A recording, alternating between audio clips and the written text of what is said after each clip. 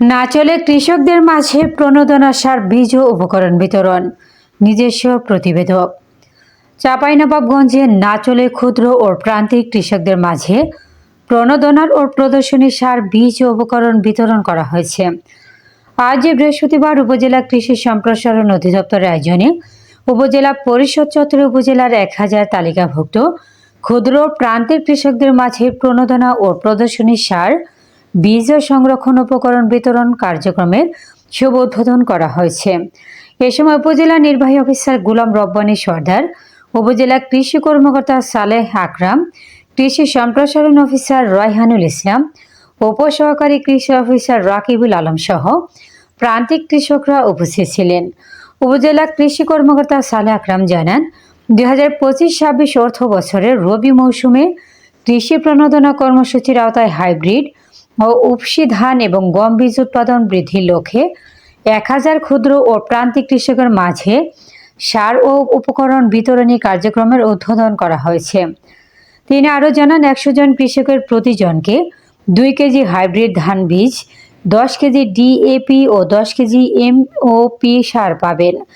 আবার 800 জন কৃষক 5 কেজি করে উপসি জাতের ধান বীজ, 10 কেজি ডিএপি, 10 কেজি ও এমওপি 10 কেজি সার পাবেন। অন্যদিকে 100 জন কৃষকের প্রত্যেক 20 কেজি গম বীজ, 35 KG urea, 20 KG TSP, 18 KG MOP, 7 KG gypsum, বীজ সংরক্ষণের জন্য ড্রাম 3টি ও একটি সাইনবোর্ড প্রদান করা হচ্ছে।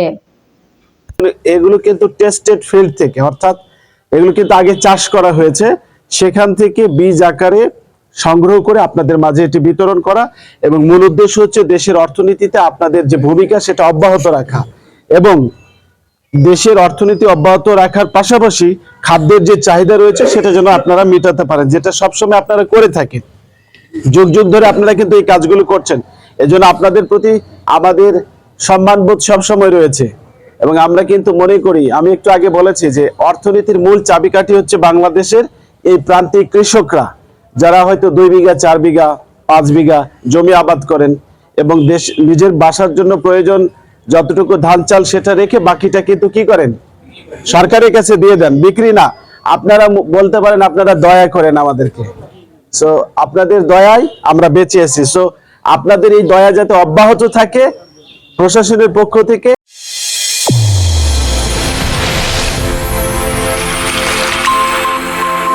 চ্যানেল A1 হৃদয়ের স্পন্দন।